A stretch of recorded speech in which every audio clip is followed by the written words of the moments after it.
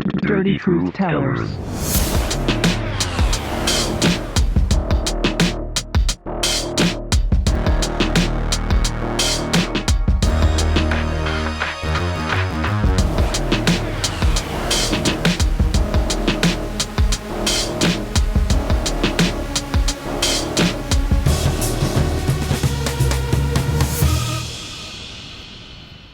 So good evening, everyone, and welcome. We're Epstein Hassan, the Dirty Truth Tellers. Hey. And tonight is a Menage a Trois show, Hassan. Oh, if ever. And yes, and for those of you who are new to watching us on YouTube, we do 3 different kind of shows. We do a show that's just Hassan and I doing comedy. And then we also do a show called Couple to Couple, where we bring on other couples. As we explained earlier, when we stopped performing live, it killed our sex life, because we have our best sex usually after a show. You know, after 30-something years of marriage, it's kind of hard just, you know, and we're a monogamous couple. So, you know, to keep it interesting, after, you know, we would do a show, we'd fuck around with the audience, and then we'd tell 2 people in the audience that they were going to come home mentally with us. So after that ended, we don't have a show. So we figured, all right, we'll do it on the internet. And then we still weren't getting any, you know, it was just me and you. So then we figured, all right, we'll have couples on and we'll have group sex with them in our minds on what do they call this thing? Zoom. Then we realized something. What about solo people? So we figured, all Because they right, deserve to come too. everybody deserves to come. Yeah. So we figured, all right, so we'll do Menage a Trois. And so basically we have, you know, kind of mental sex with our guest. If know? you're human, we can fuck you. Right. And this is Pretty a good way much, of fucking because number one, you don't have to shave. You don't have to do anything. to You do know, it's none like of you that just can shit. imagine, you know, if From here down, and it can look like total perfect. hell, and nobody cares. So tonight we have a great guest because for many years, it's been a long time since we've seen her. We've known her a long time. We've known her a really long time, longer than I realized. We saw her not that recently, but like 3-4 years ago, when she was co-producing a show with Robert Pritchard. That's right. That was the last time we actually saw her. But we used to do a podcast called the Black and the Jew Comedy Hour, and we did it for a number of years. We did over 300 shows, and we've had over 300 or 400 guests through the years. Yes. And she's definitely one of the greatest guests. Yes. I don't remember how we knew her. We'll find out as we move along. So please welcome our special guest tonight. Here we go. Gabrielle Penabaz. Woo! Hi. I'm going to give you a really official thing now. Okay, here we go. Yes. Gabrielle, I put on my glasses when I get official. Gabrielle is an interdisciplinary artist. Now, I don't have a clue what that means, but I'm going to... No, just read them now. Just read them. Don't commentate. Gabrielle, I can't help myself. I got to comment on every single thing I say. I have to Would you want me to read it then? No, I can do it. Okay. Gabrielle Penabaz is an interdisciplinary artist. She lives in New York City. She travels often. She's a performer, a writer, a filmmaker, and she also does voiceovers. Bilingual voiceovers. We knew her. She did a lot of performance art. I knew her. I sort of knew about these things. Hey, you're not reading. But no, I'm getting off of the initial thing here. Okay. I want to talk about. We knew her as a performance artist who did her own one-woman kind of show. But she was doing a lot of stuff. And she also was in a band too. And she was doing tarot cards. And she threw these parties, which we'll find out about. I don't know if she still does that, but she was kind of legendary, famous for these parties. It also says that she's done a lot of voiceover work. She's done campaigns for big companies, corporate industrials, video games. So, ladies and gentlemen, please welcome Gabrielle. Hello. Now, what have you been doing for the last 10 years? We haven't seen you, so what are you up to? So I have many lives, and I just finished doing my first Shakespeare play, where I was in Henry V. Wow. Yeah, I was a man, or whatever. My character is genetically male, I suppose. But that was interesting, and so the most interesting part is learning someone else's lines, because most of my work that is something I've created, with the exception of the voiceover. But then that's easy because you're reading. Right. And sometimes you read it so much that you've memorized it by the time you record it, but for the most part, you're reading. So to internalize, to do that acting work is kind of new for me. I've only been in 2 plays as an adult. I was Tituba in The Crucible, and then I was Michael Williams, like a Welsh man from like the 1500s in Henry V. Wow. 1400s? Oh God, someone's gonna get me. Whatever. Like just before the Renaissance in England. Don't argue with me. Henry V. Anyway, so that was interesting. But I also had all these other lives. And one of the things that was interesting about that play was having to write my bio, and they want it really short. And it's just like, oh, hi, I just like being here. But I decided to write, instead of something about my checkered past, I realized it's not in my past, it's just how I live my life. So the bio was sort of like, my checkered life includes blah, blah, blah.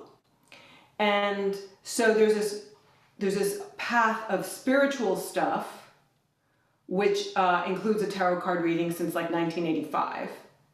And then there's, I was in a band for a gazillion years, starting around that time in my late teens, early 20s.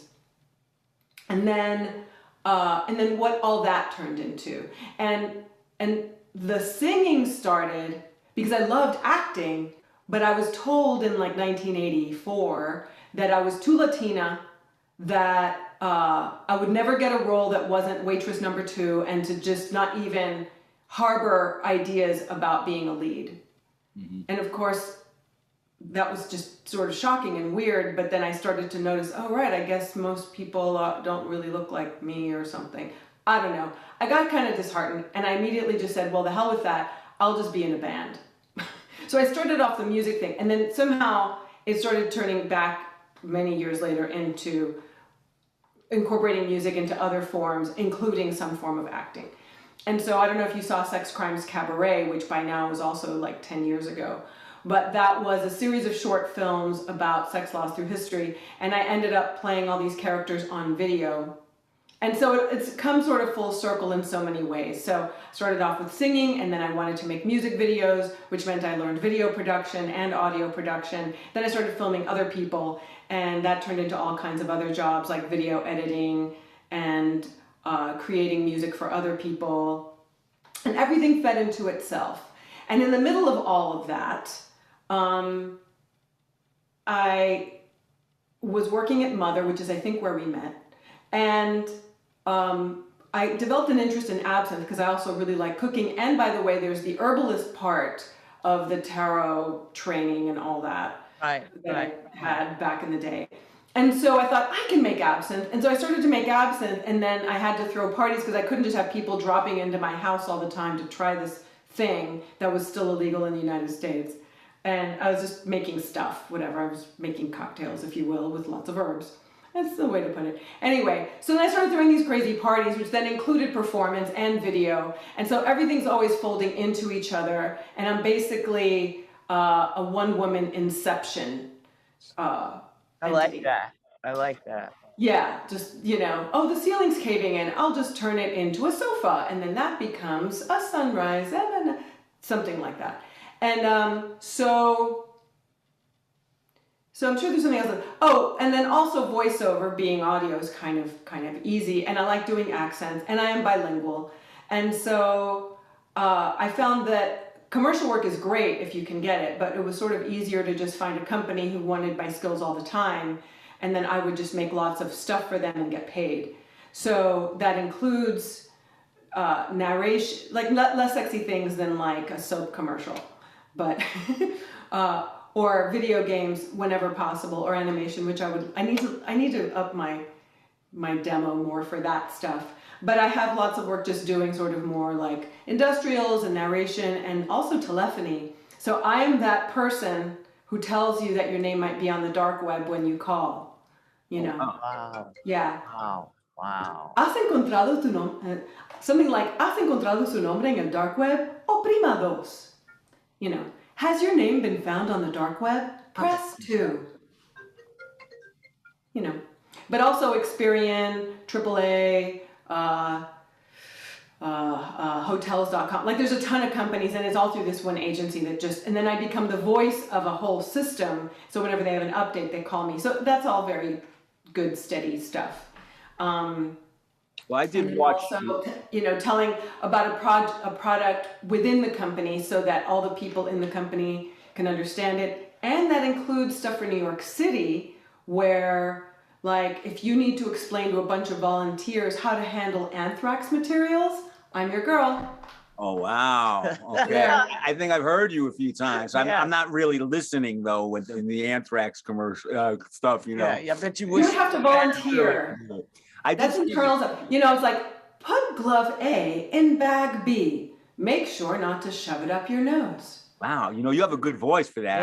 I heard that. Like I was ready to put li- glove A Yeah, I'm and ready glove to B. do that. Yeah. You're ready to move those gloves around, right? Yeah. Yeah, soothing and authoritative, nurturing.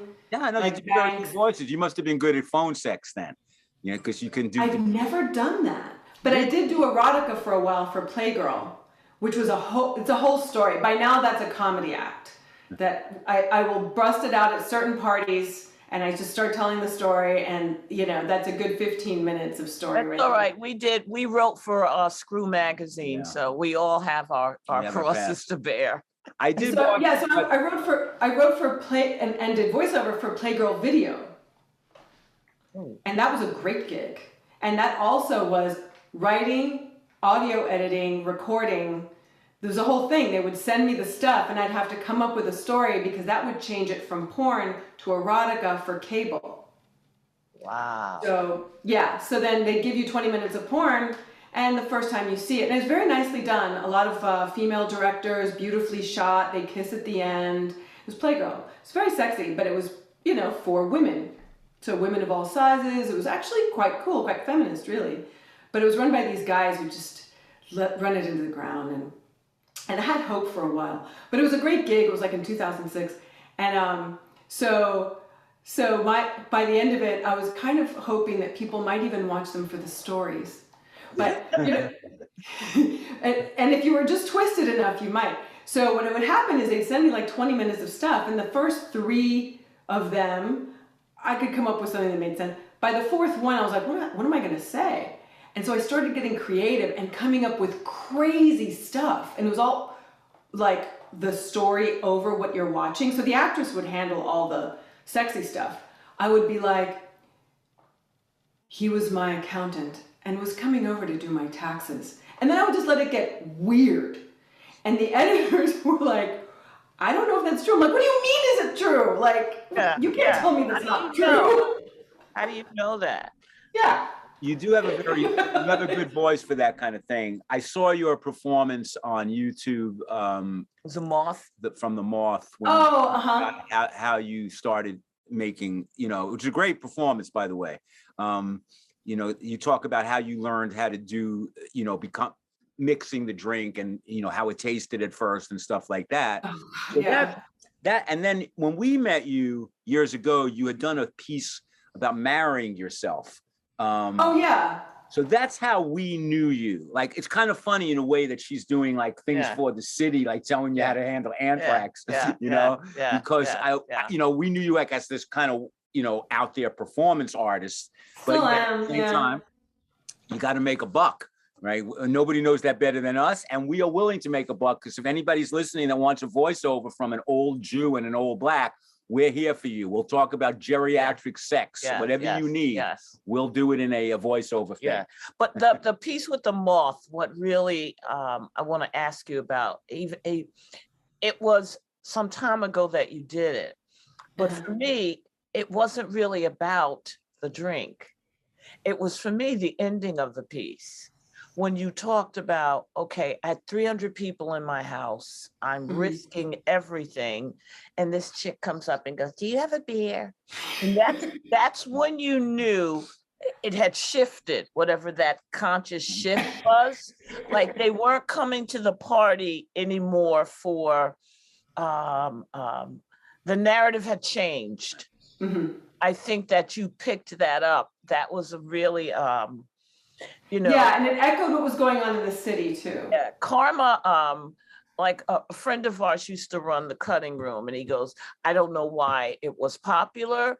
I don't know why it was. Karma comes in, karma comes out. We might not always know why, but I think when I didn't expect that ending, and I was like, now see, I would have found that really, really inspiring. Because what you were saying was, okay, I created the product. I got people to like it. I got acknowledged for it. I even got some monies for it. And then it was diluted. Something happened to it. And is it the still, or you want things to get stronger? Yes, yes, yes. So I think that even if you try to be just a brand, even if you try to just do money, there are too many voices talking to you, telling you, you got to go to the root and the heart and the core and integrity. I really got that we came from a different time, coming out of the 80s, the 90s, when it wasn't cool to be a brand. Like now, everyone wants to be a brand. They're not actually thinking to themselves, when you say you're a brand, you've turned yourself into a commodity. You might as well be a bag of pretzels. You're selling yourself as if but people want that. That's what the big shift. That used to be very uncool for a rock star, for example. Like years ago, a guy like Steven Tyler, he would never go on a reality TV show. I mean, that was like the least cool thing you could do in the 70s or the 80s. But as we've moved now, everybody wants to be a brand. Everybody will sell themselves. Paul Robeson was not going to sell McDonald's. Paul Robeson. I don't think so. So, it's just a different, what used to be cool is now not cool. And what's now what we consider cool, it's like, to be a brand, people are always, that's the thing with us, like people, when we would do our shows, people would always go, you don't really fit into any particular category. That was always an issue for us because we're comedians, but the comedy world doesn't accept us because we're a comedy team. They don't like comedy teams in comedy clubs. They feel it throws off the energy of this regular one-person acts. So comedy clubs, then we go to the performance art places and they would think, well, you're a comedy team. You're not really performance artists. So we were like, okay, we need a third option here. And it's also when you combine spirituality, sexuality, and politics. Well, she definitely has the spirituality. You put all those three together. We've put all those three together, and people are like, you can't talk about coming and spirituality. It's like, why? I know, so many rules, right? So yeah, I've done all that stuff. So Sex Crimes Cabaret was kind of political in a way. It was sort of like sexual activism. So I kind of put those together there, and it does, and it's all about laws, and etc. What do you mean by that? What do you mean by laws? What do you mean by laws? So the way the show was constructed was I would talk about a particular law, and then I would do sketch comedy about that law that pertained to sex. So for example, laws against homosexuality or miscegenation, which was frankly the most heartwarming piece in the whole thing. And I found actors who actually looked like the couple who helped the ACLU. The Lovings? The Lovings. They were incredible. They were beautiful. And I managed to find these actors by sheer luck. My friend said, oh, you should ask my friends. They're good sports. And it was like, oh my God, you guys look like these people. It worked out beautifully because I was just hoping that somebody would be willing to do, because let me review. It was a series of short films combined with live performance. So while stuff's going on stage, there's video on top that shows more literally what was going on. So it might show a couple having the cops like bust in on them in bed while there's a narrator and a band and other stuff going on. And so while it was a little bit ADD, all the darker realities of it were sugar-coated enough so that the show is fun, but there were always these ways where you go, oh my God, I can't believe that as humans we even think this is okay. And so it was comedic in a lot of ways, but sometimes, which would allow the dark moments to really hit home, where you just go, oh man, And so it starts off with some fun stuff like, well, it actually didn't start off there. It started off with my wanting to do the show when I learned that having 7 dildos or any sex toy or more in Texas was against the law, and it was considered intent to distribute. So it's treated like drugs. Wow. Drug language, DEA, kind of stuff. And so that's what made me investigate further. Were 6 dildos allowed? I mean, 6 dildos is okay. What they right. want, they don't, right. Like the comedy just ensues. They don't want you to use the dildo on the Sabbath. As long as you take the Sabbath dildo free, the other 6 days you can stick whatever you want, wherever you want. That's a beautiful law, actually. I understand that. Right. So it was Tristan Taormino, who's a writer, and she was doing some seminar thing and happened to have a lot of sex toys in her suitcase, and they took her aside at the airport. And we're like, And so when she wrote about it, I went down the internet rabbit hole looking up stuff. And there's a lot of like wacky sex laws, but I really wanted each law to have an actual statute that I could point to. And so I defined obscenity with a punk rock song, and I defined, and so there's all this stuff going on, but it was all based on actual laws and statutes that I could find. And part of the problem was that, and this was during the Obama era when things were kind of mellow, was things were still happening where in the middle of my show, like 3 days of a run, because I did it in New Orleans and New York and a couple other places, like in the middle, suddenly I'd hear about some judge that like wasn't allowing some couple to get married or something. I'd have to throw that into the show so it was current. So it was partly historical, partly current at the time. By now there'd be all kinds of other stuff to throw in, but it was about, so that tackled the legal system a little bit, abortion. You say you're bilingual. What is your ethnic background? I'm Cuban and Irish. Wow, Cuban and Irish. That's my ancestry. Wow. Yeah. Interesting. So that's a mix too. That's that whole thing. To be Cuban is also what do you call it? I'm blanking out. A colony is a colonist. So you're going to be a mix if you're Cuban, just like if you're American, right? So that's a good. That's a very sexy combination. Yeah, though. yeah. You throw it's some literary and rhythmic. Yeah, the Irish. So you can move and talk shit at the same time. Yeah. Yeah. We always say the Irish are like the blacks of Europe. They got soul. Irish people have soul. They were treated pretty bad. Yeah, we saw this beautiful documentary on the Irish and the African, how a lot of the movements in the dances were very similar.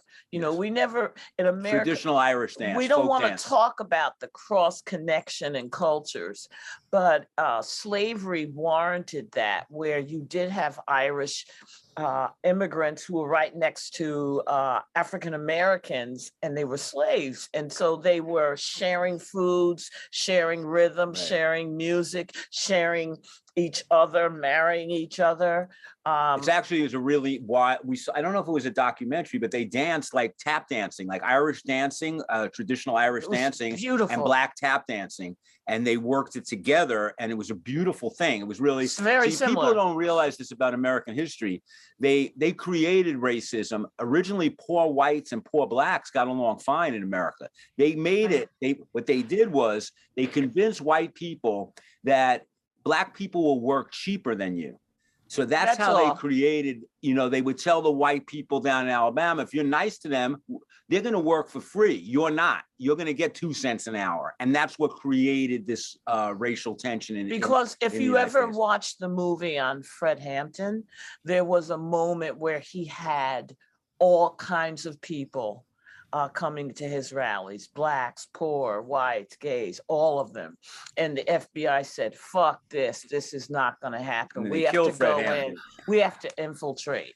So don't even think that the work that you're doing doesn't matter. It absolutely does. You know what we're not allowed to talk about in America? We can talk about sex and we can talk about race. We can't talk about class. No. Class is the one thing they won't let us talk about, because the elites have created a situation here where everybody now worships them.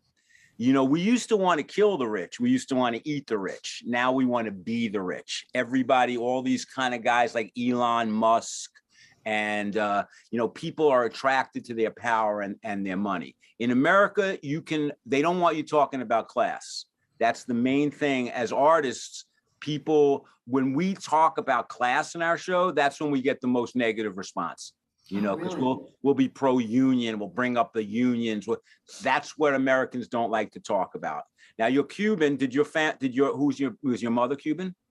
Or your dad? So my mother was born in Cuba. My father's father was Spaniard, and I think had lived in Cuba, and then went to Johns Hopkins University and eloped with my Irish grandmother. And so they raised my dad in both Baltimore and in Cuba. And so he was perfectly bilingual, and then met my mom probably right after the revolution, like right around 1960 or something, in Miami. See, so this is what you may not know about me. You know, when we're making love, because Latin men are such great lovers, like a Cuban or like a hot lover, I ask her to, her dad, she doesn't want to think about that. I ask her to call me Papi Chulo, Coño Carajo, Papi, because I'm Jewish. So if she goes, Tata Shana, eat my pussy, there's no ring to that. There's no excitement. Nothing. But Papi Chulo, Papi. You think of sexy, you don't go, ooh, I'm gonna get me a Jewish dude. You're not thinking that. You're thinking he'll give you stability. He will, is your boyfriend Jewish? He'll put the lights up for you. See what I'm saying? Yeah. But you're not thinking like, oh, I want me a hot Jew, somebody who. But also what's foreign is kind of fun. Like I was raised where in Spanish, my grandmother didn't speak any English. They raised me with a lot of guilt, and Catholic guilt is different than Jewish guilt, but it's still a lot of guilt and a lot of shame. And so Spanish, like sex was dirty in Spanish. Sex was hot in English. And growing up in Miami, where you're either Cuban Jew or Juban, and I didn't even think of them as Jews at the time. I realized later what was going on and why our grandmothers look so similar, but yet we were so different in other ways.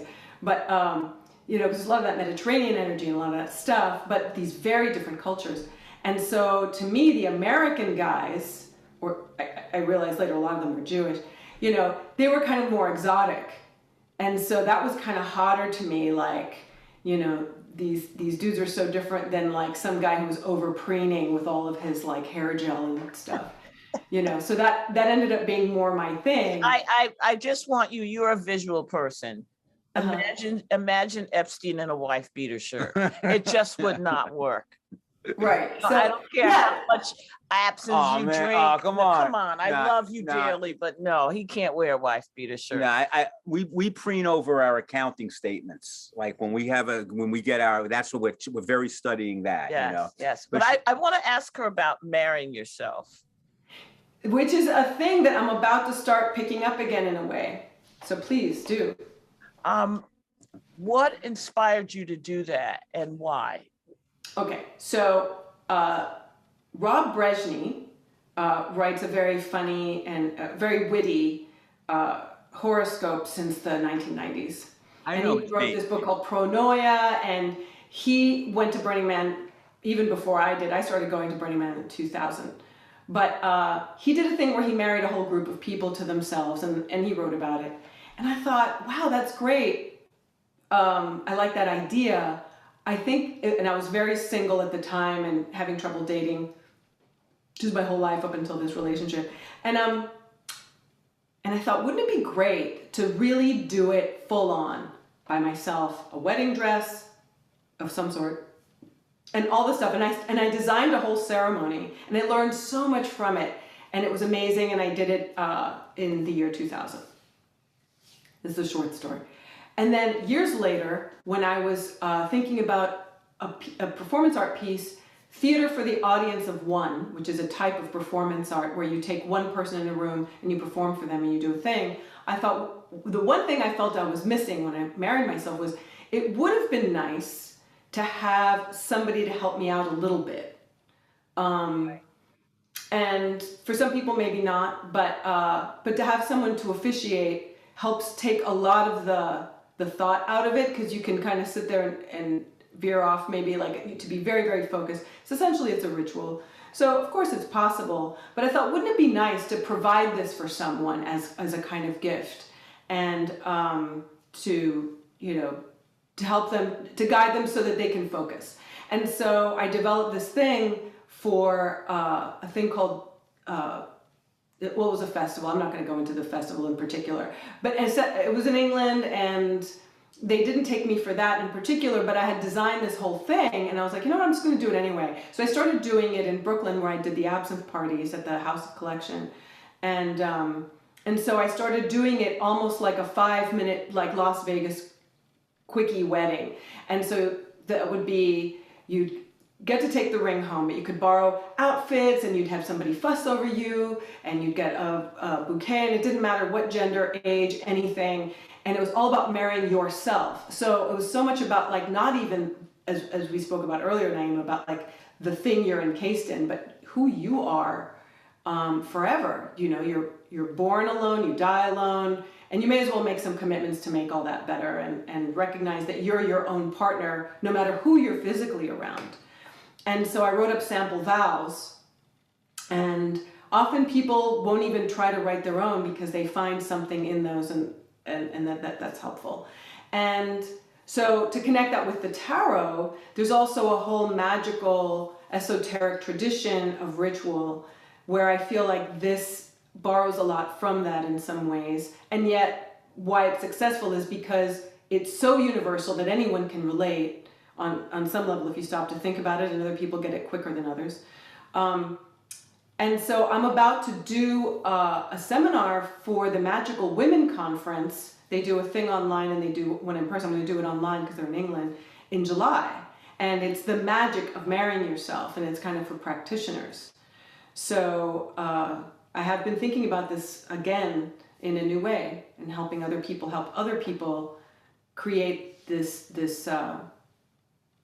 peace, if you will. Well, I found it very powerful, and I also found it a way. I can say for myself, I met women who were voodoo priestess and Yoruba priestess, Mm-hmm. and they had a network to go to. Mm-hmm. And I find right now, for not just women, for men or women, let's say you feel like you have that inclination. You know, there's so many charlatans, there's so many books, you don't even know where to start, right? And I think this is such a great place to start, because it's almost like you're identifying your inner powers.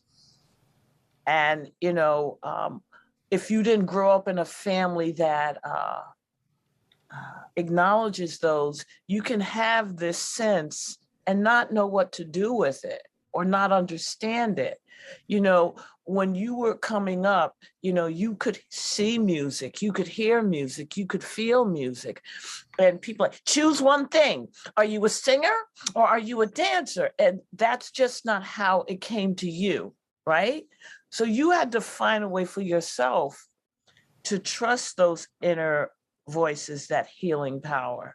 So I feel that what you're offering is so important right now, because people are lost more so than ever. We're more distracted, and we're going less and less internal and more to this bullshit.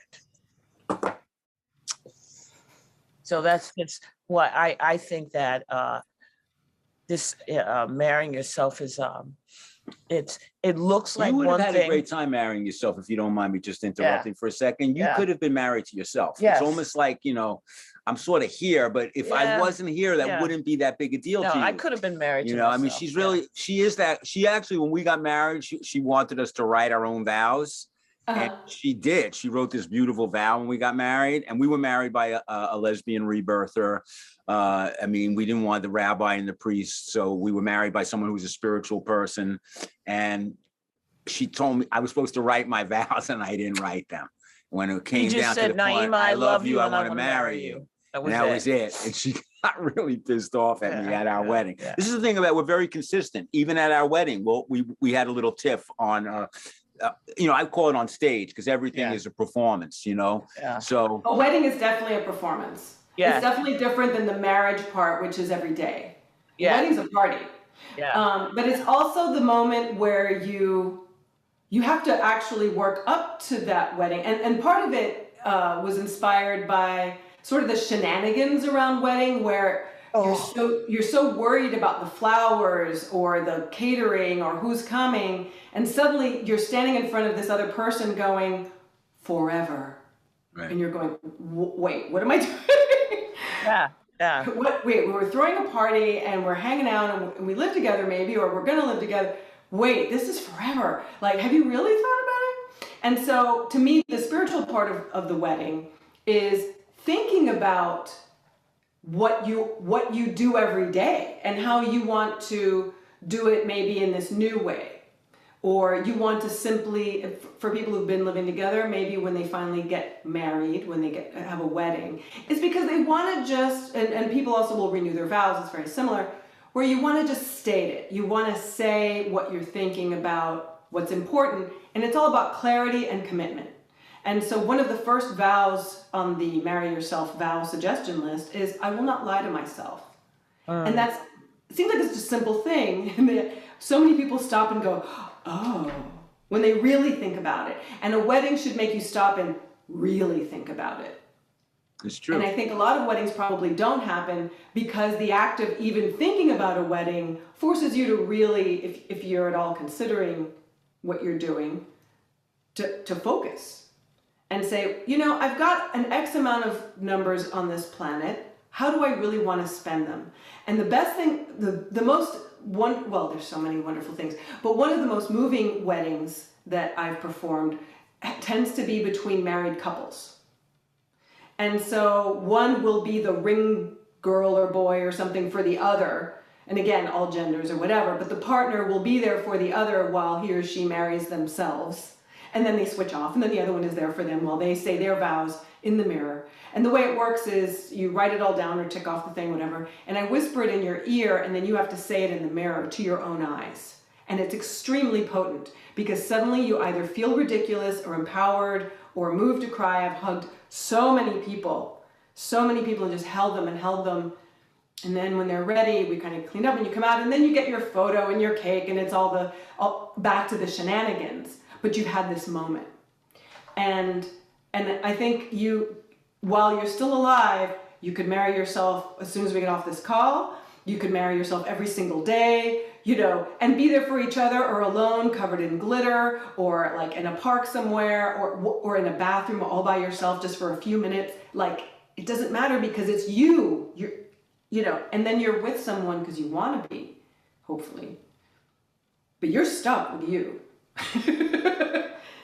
Totally true. That's about the truest thing you can say. Yeah. I mean, because we've been practicing Buddhism for a long time. And in Buddhism, basically, the more or less, according to the Buddhists, everything that you are perceiving is incorrect because it feels to you like the person is independent outside of your mind.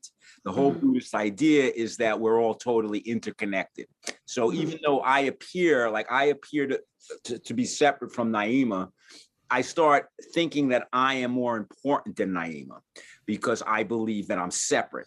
That's the whole thing about Buddhism, is saying that you're not existing in the way in which you appear. You seem to be inherently existent, like you exist separate in isolation, but actually you're totally connected to each other. To everything. You're connected to the fly. You're connected to everything in this world, where it's an interconnected web of kindness. That's how Buddha described it. But because we don't see it that way, we see each other as isolated, separate. This is why we're all very alienated and isolated in our society. So why I started saying that, I don't remember, because I'm so old now that I go off on a tangent and I totally space. Well, I want to ask you about your radio show. Okay, do her a lightning round. Okay, how is it going? You on Radio Free Brooklyn? Are you still Your on Radio Free eccentric Brooklyn? ear. No, I actually ended that show. I did it for several years. And it actually started as something I was supposed to do with a friend. It was going to be a talk show. And she just couldn't commit. And it was when they were first starting the station. And they were like, well, you have a slot, so you better fill it. I said, okay. So then I started doing this music thing where I was exploring sort of like being a radio DJ. So I had my voice and my rock and roll thing and eccentric ear, blah, blah, blah. And, but it was really amazing because the one boundary I gave myself was I didn't want to repeat a song while I was doing the show. So now, I mean, I did it for a couple of years. So there's at least 20 some hours or more. Wow. More. I forget how many hours. It was like however many half hours per 2 years or 3 years or whatever it was. And so a couple of songs were repeated by accident. But because what I realized was people did tune in, but what they really, the greater numbers were in the archive.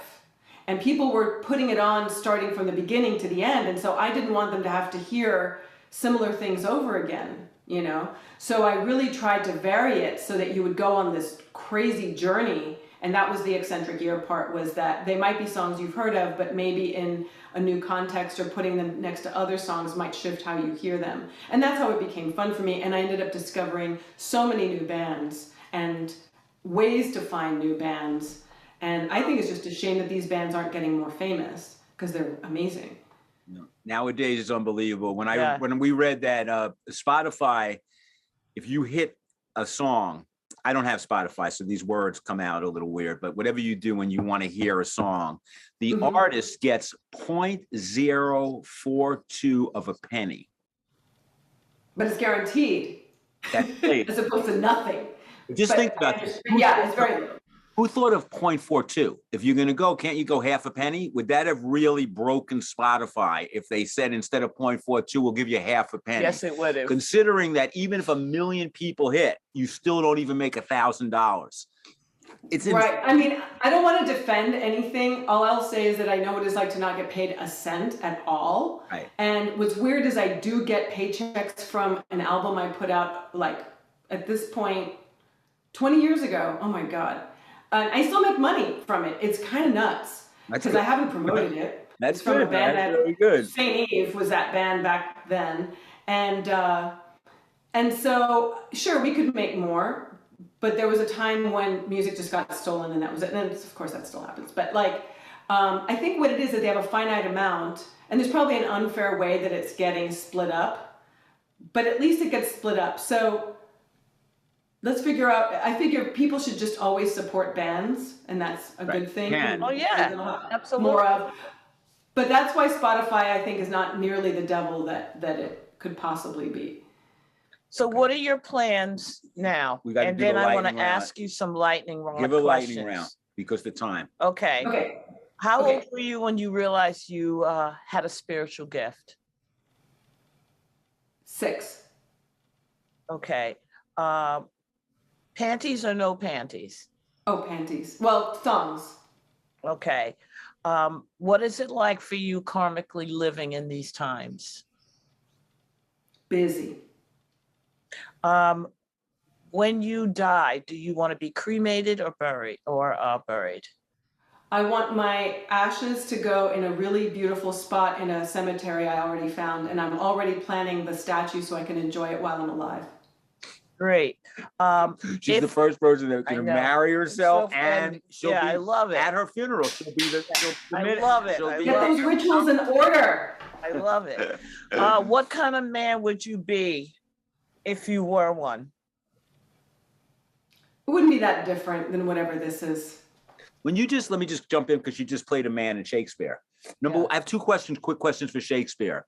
Were you able to learn the material without a coach? Because I don't really understand Shakespeare enough to act it. Like someone would have to actually, because the language is it's like almost like not speaking English. You know, you're acting in another language in a way. Yeah. The trick is to go slowly. Take each line and translate it for yourself. Okay. And then you understand what each line is, and then you say that in that accent, if you will. You know, like once you understand what that phrase means, and you have to do that with anything. Anytime somebody else writes any sentence for you, you have to stop and do it. Like, how would I say this? Oh, that's what that means for me. You find the meaning, and then you say the words with that meaning. And you played it as a man. You were pretty a man. much. I mean, yeah. I mean, me. I didn't. I was sort of, I guess, like a hair metal dude. I don't know what I look like, but I just. He was very kind of tough and picking a fight with the king in disguise. So I just went and did that and didn't think about me being a man per se, but I was fully butch. Wow. It's more the energy. It's more the energy. Yeah.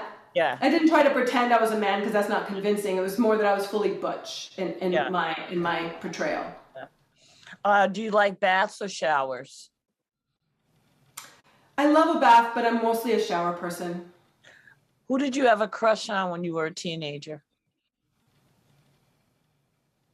At least 3 members of Duran Duran. What makes you smile uncontrollably and laugh? You. Have you ever shaved your head? No. I'm always hiding my face. Would you If ever? I shaved my head, I'd probably just wear a wig. You need a really pretty face for that. You could get over, you could get over on it more than I think. You would just be exposed more. That's all. Probably, yeah. I understand it. I had one more. Do you wear shoes at home or are you barefoot? It depends on the room. I tend to wear slippers because our floors are cold. Are you? But I love being barefoot. Cat or a dog person? Cat. Why? To me, dogs, I fall in love with as individuals. I don't just love dogs in general. I think they're cute, but they're kind of, and if they're big, they knock me down. I'm 5'3". So I fall in love with certain dogs very much, very intensely, whereas cats I like in general. Mm-hmm. And I don't necessarily love every cat. Falling in love is a separate thing, but I generally like cats more as a species. Now I'm going to make a guess on this before we ask the question. I'm going to say she hasn't. What? Have you ever faked an orgasm? Oh, yeah. You have faked an orgasm. Oh, yeah. Now, did you do that? So much easier sometimes. I just want to speed it up. You know what? You're improving the situation somehow. It's all about like just making love. Wow. You make love. Yeah. You've been pounding me for an hour. Like, I'm tired. It's okay. Have you ever been around somebody and the reading on them is like, this person's dangerous? Mm-hmm. What do you do? You mean like in tarot? Yeah. I try to answer their question honestly and just, try not to judge at the moment, It depends on, usually they're asking something very banal. It's very, in fact, I think I've been very lucky that I've yet to have somebody ask me like, should I kill my mom? Or something like, it's never happened. Yeah. Was that Prince, one of the British princes, Prince Harry? Should I kill my mom or? It's from a song I just heard. A guy named Scott Levine. He wrote this song called Broke. So amazing. He's a storyteller, basically. Lavene. He's British. I like that. And I'm trying to do a terrible imitation. Should I kill my mom? Well, I just want to ask you, go back to one question. When I ask you, how old were you when you realized you had a spiritual gift? If that 6-year-old was sitting right now to your left, what would she say to you? And she doesn't have to speak English. All right. No, but she does. Thank God it's not the teenager. But the 6-year-old would probably think I was nice. What happened to the teenager? Those are the hardest years, though. The teenage years for males and females. We've been talking about this. It's very hard. Like, when sex comes into people's consciousness, when whatever that is, it totally changes you. Yeah. And people stop hugging you. People stop hugging you. Yes. Everything. Yes. Like that's deep. That's right. deep. And that's deep. It's very hard to know how to deal with that. Yeah. Like I remember being like this little boy who was fun and friendly, and I was happy. And then all of a sudden, it was gone. And all I could think about 24 hours a day was these feelings that I was having, and I couldn't express them to anyone because I was trying. Right, because everybody suddenly gets weird. And imagine if you had boobs. Oy. No, I mean, it's just this horrible thing that we go through when we're teenagers.